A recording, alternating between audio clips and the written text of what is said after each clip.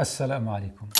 Bon, ok, je l'admets, c'est désagréable d'être pointé du doigt. La mise à l'index, comme on dit, c'est chiant. Surtout pour ceux qui ne supportent pas de se faire remarquer. Les gens discrets, quoi.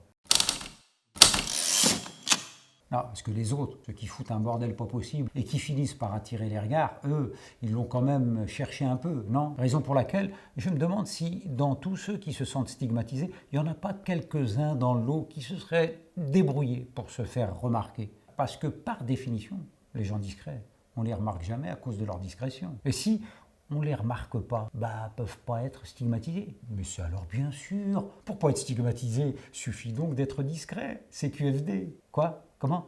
La discrétion, c'est pour les lâches qui se cachent. Parce qu'ils ont honte de ce qu'ils sont, de leur origine, de leur religion. Non, je dirais que là, tu fais fausse route. Faire ici l'éloge de la discrétion, et particulièrement en matière de religion, c'est simplement parce que c'est une qualité éthique connue et reconnue. Et qui plus est, très appréciée par Allah. En témoigne cette tradition. Inna Allah yuhibbul abrara, al-atqiya, al-akhfiya. Allah aime les bons, les pieux, les discrets. Alladhina idha ghabu lam yuftaqadu. Ceux dont l'absence n'est pas remarquée. Wa in hadaru lam yu'rafu, et dont la présence est ignorée. Apparemment, il aime les discrets. Et de l'autre côté, il met en garde ceux qui mettent en avant leur religiosité. Et il y en a un paquet. En arabe, on appelle ça riya, l'ostentation. Rien que le mot en français, il fait flipper. Une définition simple et accessible du mot. En fait, c'est un musulman ou une muslima qui se la pète d'être musulman ou muslima. Pas très cool au regard de ce qui en est dit dans le Coran. Fawailul lil musallin, alladhina hum an salatihim sahun, alladhina hum yura'un. Malheur donc à ceux qui prient tout en négligeant et retardant leurs prières, qui sont pleins d'ostentation. Sourate 107, versets 4 à 6. Malheur. Mais diable, est-ce aussi grave que ça? Faut croire. Et la raison en est que l'ostentation serait apparentée à du shirk, le fait d'associer à Dieu d'autres divinités. En même temps, quand le musulman joue au musulman pour qu'on dise que c'est un musulman, et ce, que ce soit en direction des musulmans ou des non-musulmans, c'est plus tout à fait à Dieu à qui il cherche à plaire ou déplaire. Comment?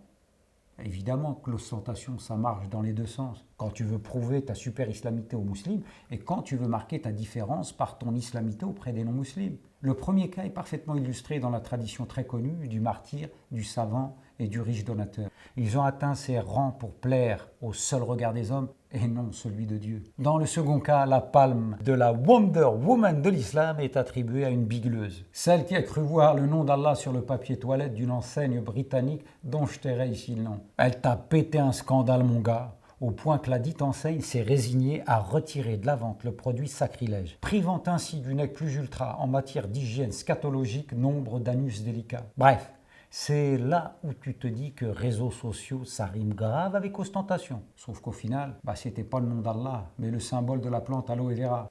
Question, c'est excusé, Miss Justicière à dessous? Une vidéo peut-être sur les réseaux sociaux? Si elle l'a fait, c'était avec vachement plus de discrétion. Ah, la discrétion à géométrie variable. En tout cas, grâce à elle et toute la Ligue des justiciers en culotte courte est né un concept d'un genre nouveau. L'auto-stigmatisation ou l'art de s'auto-pointer du doigt, et ce, sans doute parce qu'il s'agit de musulmans qui se veulent du bien.